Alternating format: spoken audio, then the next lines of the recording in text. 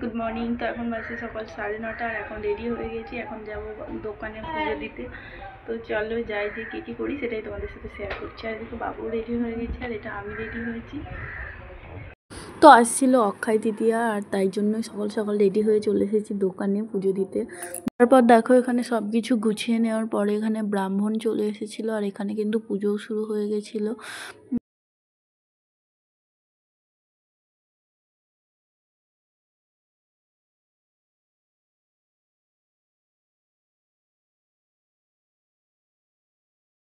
এখানে কিন্তু মা পুজোতে বসে গেছিলো, তো দেখতে পাচ্ছ ব্রাহ্মণ মাকে কিছু একটা বোঝাচ্ছিল।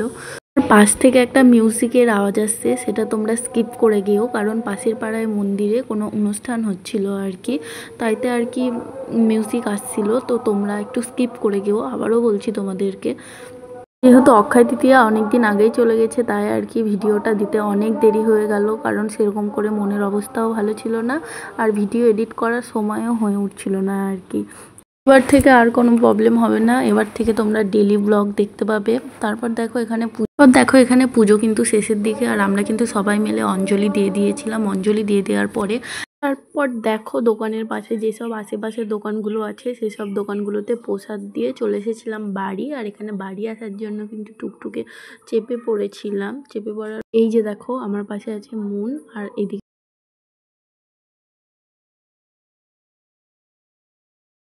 পুজো টুজো দিয়ে আমরা এখন বাড়ি আসছি।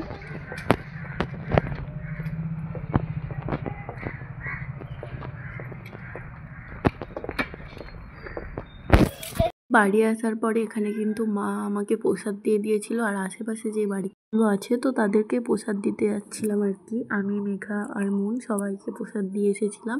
তারপরে এখানে আজকে ছিল আমার দাদার বিয়ে, তাই আমি রেডি হয়ে বেরিয়ে পড়েছিলাম দাদার বিয়েতে যাওয়ার জন্য। আর প্রচুর প্রচুর মেঘ লেগেছিলো। আর তোমাদের দাদাভাই বলছিল আজ আর তোমার দাদার বিয়েতে যাওয়া হবে না, আজ দাদার বিয়েতে যাওয়া হবে না, চলো ঘুরে বাড়ি যাই।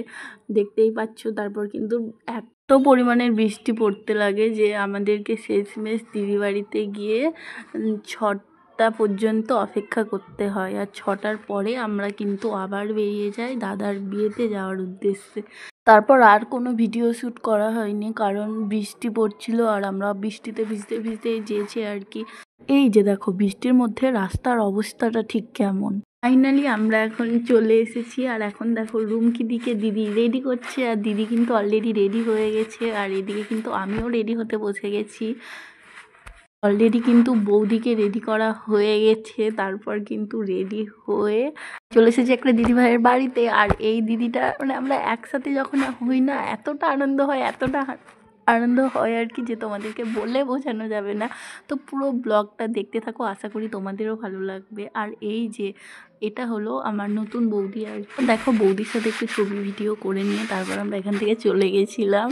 বললাম না, কারণ দাদা সেদিন একটু ব্যস্ত ছিল, কারণ তখন এসেছিল কনেযাত্রী, তাই ওদেরকে একটু দেখতে গেছিলো।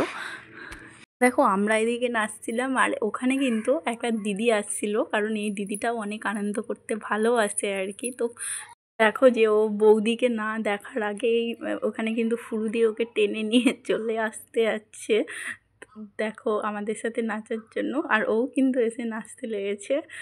তো কি গানে নাচছিলাম আর কি, তো সেটা তোমরা কমেন্ট করবে।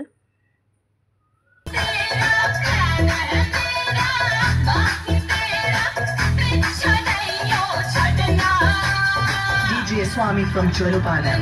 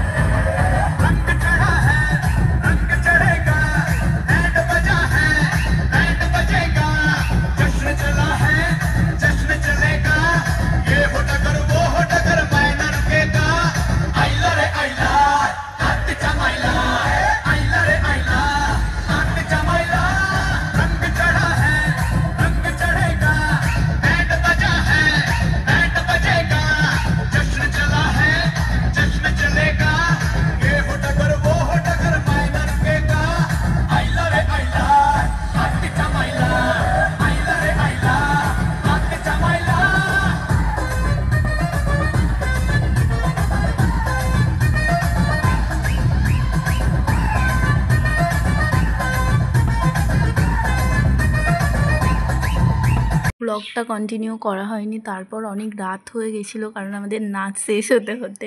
তো তারপর আর কি খাওয়া দাওয়ার পর চলে এসেছিলাম বাড়ি চলে আসার পরে ঘুমিয়ে গেছিলাম। তাই আর কি সকাল থেকে আবার ভিডিওটা কন্টিনিউ করলাম। আর এখন বাজে সকাল 5:30, আর এখন কিন্তু চলে আসছি আমরা শ্বশুর বাড়ি, কারণ তোমার দাদার বিয়ে আমার থাকার খুব ইচ্ছা ছিল, যেহেতু তোমাদের দাদা ভাইয়ের একটু কাজ আছে তাই আর কি বাড়ি চলে আসতে হলো।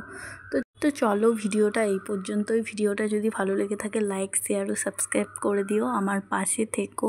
আমার ফেসবুক পেজ থেকে যারা যারা দেখছো তো ফলো করে দিও। চলো বাই সবাইকে।